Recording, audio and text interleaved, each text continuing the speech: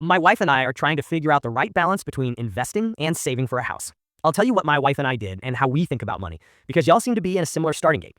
My wife came from a background of financial scarcity. Her mandate for our household was that we never take on debt and that we aim to be layoff proof as much as we could be. This was before the FIRE movement coined financially independent. We started out making around 72K combined, 42K me, 30K her. We rented for around 15% of our take-home pay, put 15% into a taxable brokerage as a maybe one-day house fund, put 25% to retirement, had 20% or so in other necessary bills and savings, for example, setting aside a few hundred a month as an eventual new car fund, and spent 25% on recreation and travel, after building an emergency fund, of course. Then we just settled in on enjoying life.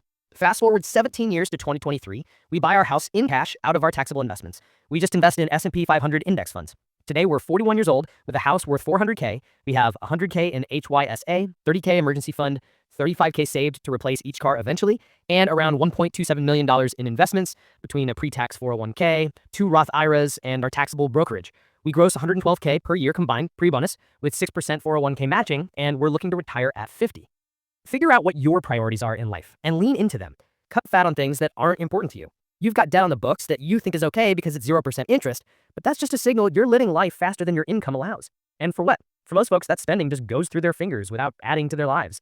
I've been driving the same 2003 Honda Accord for 22 years, happily. But the moment I bought it, I began a fund to buy my next car, because I know life isn't always in my control. Ditto, building an emergency fund. If your goal is to just enjoy life to the max, that's great. Just understand that comes with a trade-off in saving for retirement or a house. Whatever your goals are, they should be reflected in your budget, and you should be in proportion to what your income allows. Regarding tax rates, my wife and I are happy to contribute Roth when we're at the 12% marginal rate, which y'all are. We will gross 126K this year after bonus. We can only do pre-tax 401K, so we do 10% there, max our HSA, then max 2 Roths, then invest in a taxable brokerage. Between the standard deduction and pre-tax contributions, our taxable income will be around 78K, which means we'll have room to sell and repurchase up to 18K in gains in our taxable brokerage at 0% long-term capital gains. So we're planning for that in the coming months. In retirement, we'll withdraw from our pre-tax accounts first up to the top of the 12% bracket, or 400% of the federal poverty level for ACA subsidies, depending on the rules, and Roth for anything we need above that, with the expectation that our pre-tax accounts will drain first while the Roth continues to grow, allowing us to get ahead of RMDs and leave a better inheritance down the road.